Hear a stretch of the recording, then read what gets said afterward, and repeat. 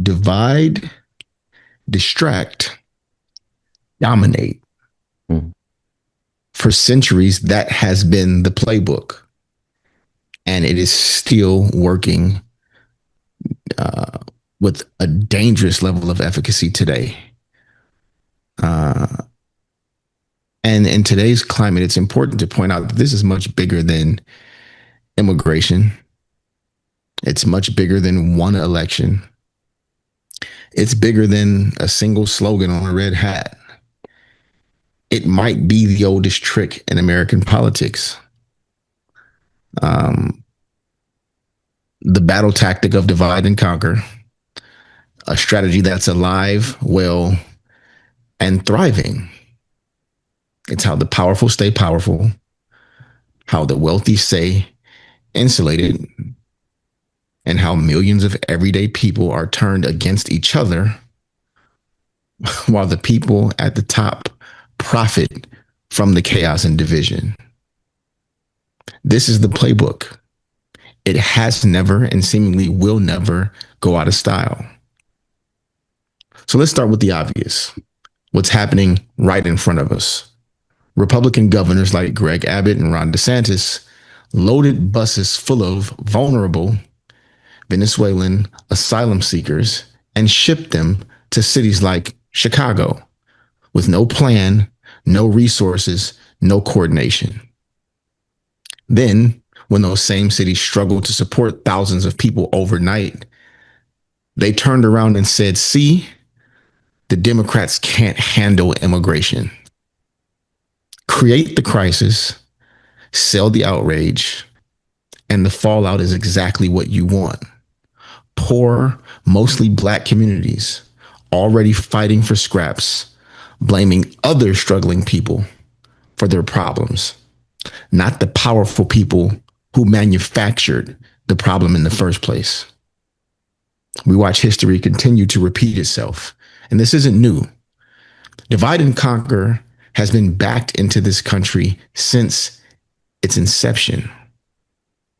Enslavers pitted light skinned versus dark skinned Africans, house versus field, to create, to fracture, and to sow doubt and fear and hesitance into those who wanted to resist. After emancipation, poor whites were taught to hate black people instead of the landowners who kept both groups poor. During the industrial era, unions were fractured along racial and ethnic lines to keep workers from demanding fair pay together. Civil rights gains were met with campaigns of racial fear meant to split the working class so that their votes wouldn't be united. Every time marginalized people get close to building collective power, that same play gets dusted off and rebranded. And in some cases, lives are lost. Today, one of their sharpest tools, Rams, quote unquote, stop the woke. They say it like it's a movement to protect something sacred, when in reality, it's a propaganda slogan designed to make education the enemy, to make DEI seem suspicious, to make justice seem like the threat, and turn working class voters into soldiers in a culture war they didn't even start, that they didn't even choose to participate in, that they're being tricked and manipulated into being passionate about. People have been so successfully conditioned to fear wokeness that they vote against their own interests, their own wages, their own health care, their own future, just so they can own the libs. They think that's power. It's psychological warfare disguised as politics. The migrant buses, the anti-woke hysteria, the endless wedge issues, it all serves the same purpose.